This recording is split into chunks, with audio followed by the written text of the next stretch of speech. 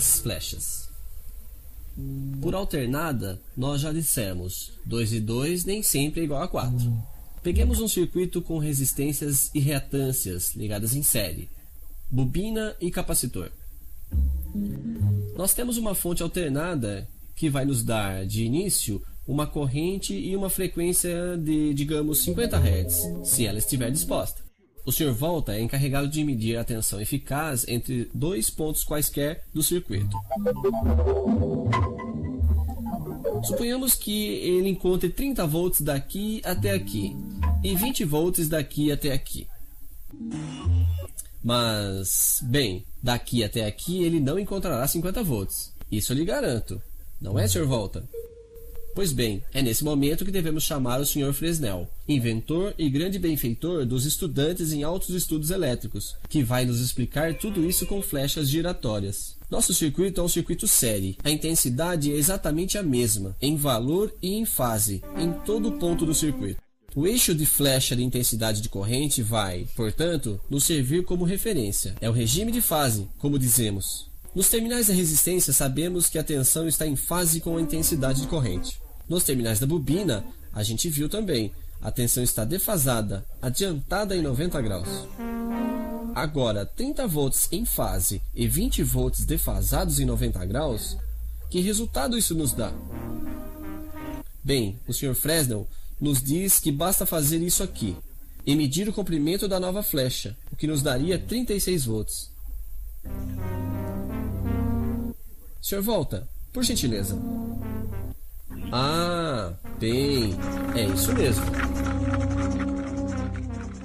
Sr. Fresnel nos fez notar que chegaríamos ao mesmo resultado colocando as flechas extremidade com extremidade, desta forma. E essa tensão resultante nos terminais do conjunto, resistência bobina, continua defasada e adiantada, mas de um novo ângulo designado com o belo nome de ângulo φ. Nosso matemático de plantão nos faz observar que isso se calcula facilmente, mas esse não é o momento.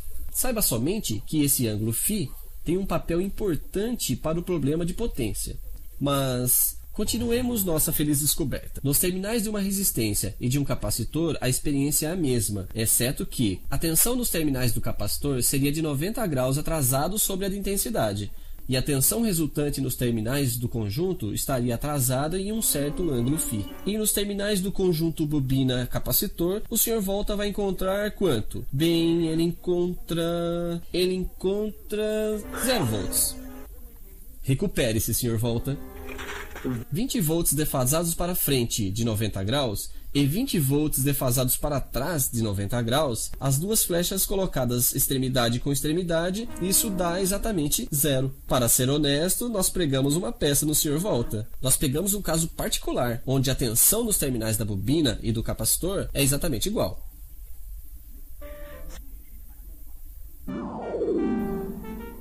Mas isso não é normalmente o caso. Dessa forma, a tensão resultante e a defasagem dos terminais do conjunto se calculam graças a esse diagrama, simplesmente.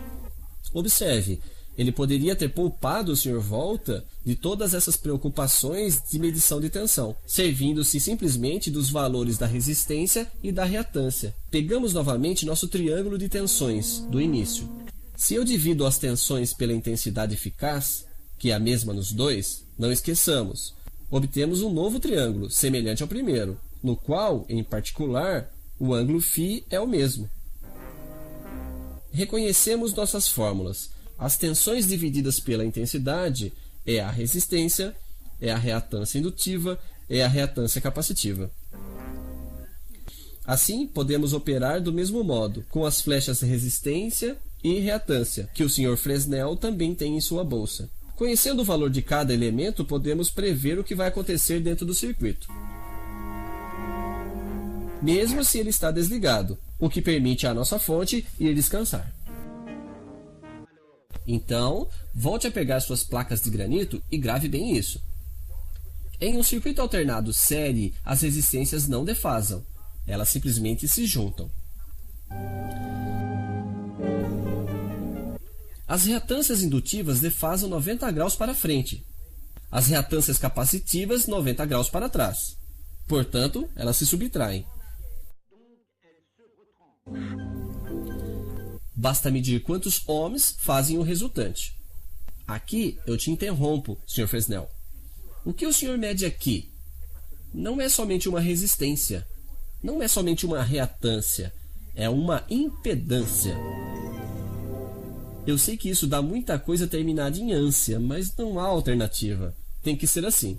E nosso matemático de plantão nos faz observar que isso se calcula facilmente com o nosso triângulo retângulo. Quadrado da hipotenusa igual impedância do conjunto, portanto, 22,4 ohms. E se passasse aqui dentro uma corrente de 1 ampere, nós teríamos 24,4 volts nos terminais. E sim, o Sr. Volta pode vir verificar, mas o Sr. Volta diz que não confia em nós. Aliás, não passa nenhuma corrente, já que nossa fonte foi se deitar.